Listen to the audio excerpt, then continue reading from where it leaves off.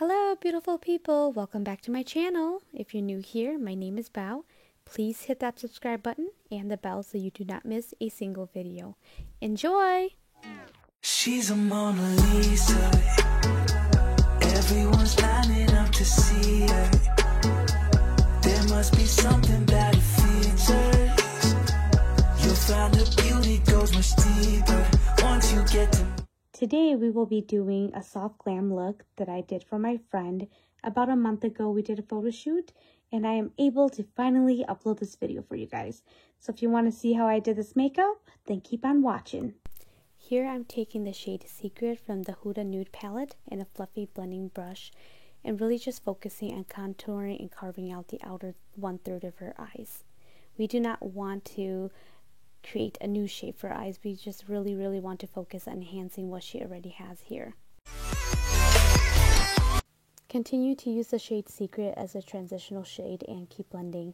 Take a clean blending brush and really clean up the outer edges. We want that to look really diffused and blended. Then here I'm taking the shade Teddy with a smaller blending brush and just really focusing on the lash line, blending upwards and into the contours of her eyes here.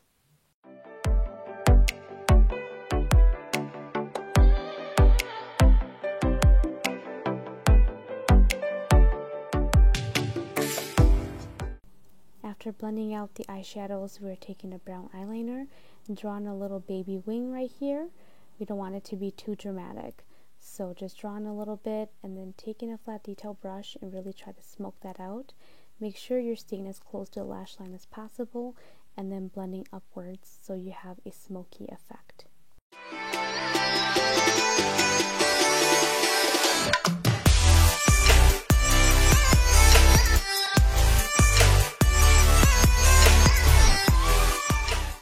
As you can see here, I'm slowly building up that smokiness with the eyeliner, using the same detail brush and just really blending upwards and into the contours of the eyes. When you're working with monolids, you want to make sure you always blend close to the lash line going upwards, so you're not taking away any part of their eyes. They have a lot of space for you to work with, but you always want to focus on the outer corners and the contours of the eyes.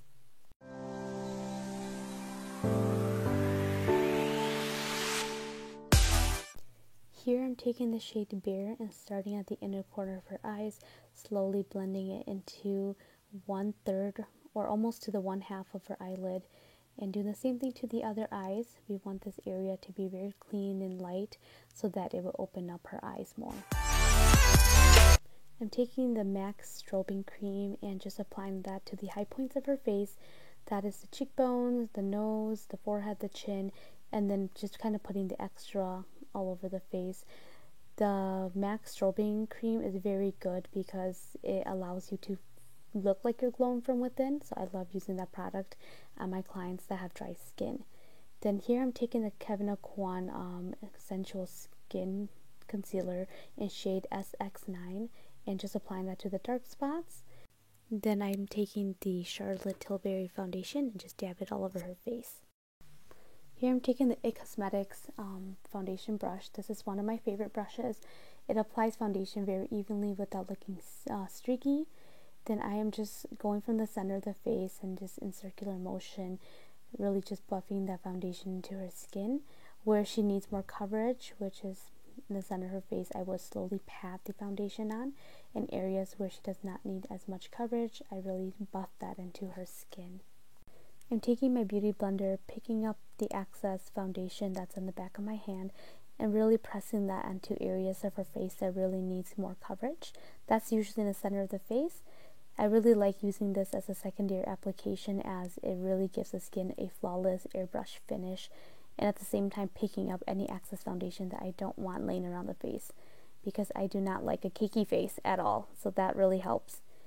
Then I'm taking my MAC brush here and picking up some cream contours and just really sculpting out her face. Here I am continuing to blend the contours into the jawline and then sculpting the nose to make sure that everything looks chiseled. And this is a really awesome trick for us Asian eyelids. Take the contour, cream contours, and really go into that inner corner of your eyes right into your lid. People often miss this area, but because we don't have deep set eyes, this is a really cool trick to give us that illusion. And then here I'm taking my Private Collections individualized lashes and just really trying to customize and make sure her eyes look amazing. And now we are doing my absolutely favorite part, highlighting. I'm just taking those 3 shades and mixing it from the Ofra palette and just really going ham on this shit. I like going on the cheekbones, the foreheads. I like doing the corner of the foreheads instead of the center. That just gives your face more dimension. And then the nose, the eyes, in the corners of the eyes, the chin. And after you apply this stuff on, you will be glowing. But I absolutely love applying highlighters onto my dry skin clients. Alright, so here is my absolutely second favorite part, highlighting the inner corners of the eyes. It really brightens it up, and in pictures, girl, let me tell you, you'll be looking fly. And then next, I will be lip lining my friend's lip here. I'm using Whirl from MAC, and this stuff stays on so well. Making sure you line the upper lip a little bit more than the outer lip. That way it gives you more of a pouty look.